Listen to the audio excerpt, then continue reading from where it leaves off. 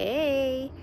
So, having lost a spouse, I have been an advocate for grief and loss for going on 7 years.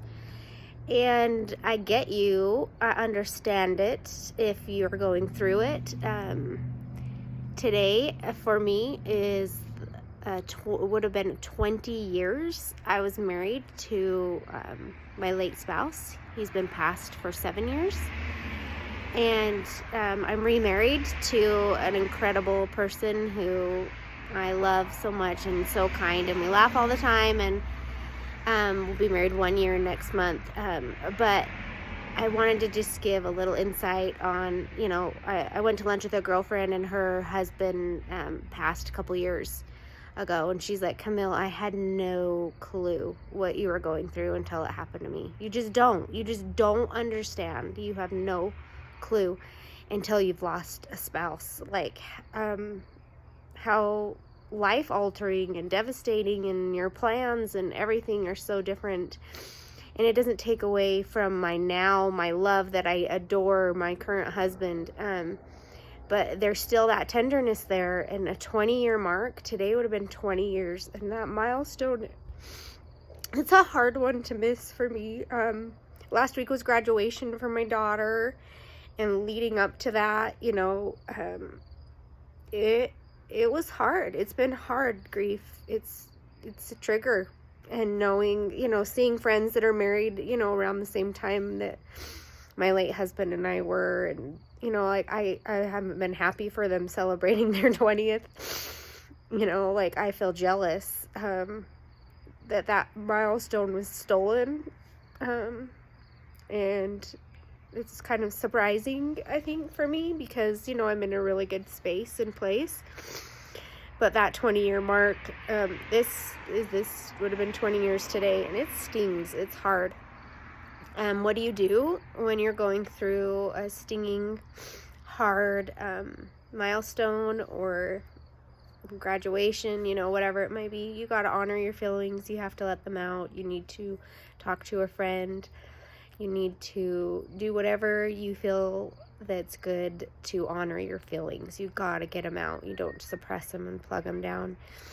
And that's a huge thing that I work on with my clients too, being a grief mentor and life coach for people that are dealing with disappointment and loss. I get it. You've got to let it out, or it's gonna bubble up in other places. So just giving you a little insight. So today I didn't sleep well, leading up to today and graduation for my daughter. It's been hard. I've had more anxiety. I slept like crap last night. I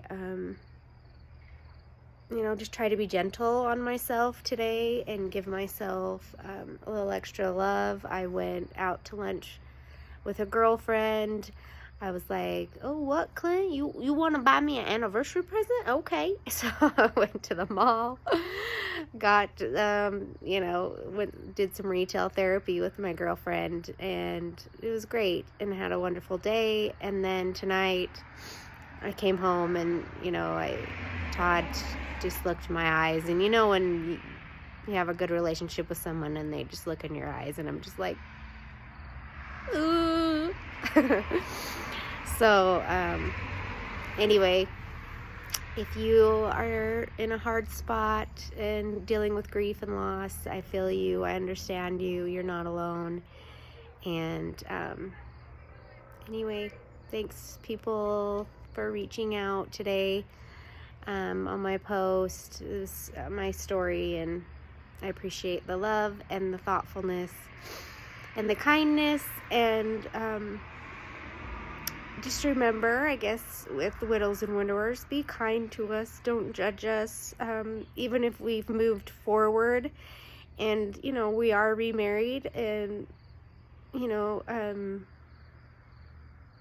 be happy for us, but also be understanding that we're still going to want to celebrate and honor that love, that loss, especially, I say grief is like a fingerprint, right? No one's is the same, But each tear is a drop of love, and grief is a display of how much you've loved and can love and the capacity to give love. So anyway, I'm grateful for the love that I did have with my late spouse. I feel like I could really appreciate my now spouse so much as well, because he's alive and he's incredible in so many ways. And so, you know, having lost somebody shifts your perspective a lot too, right?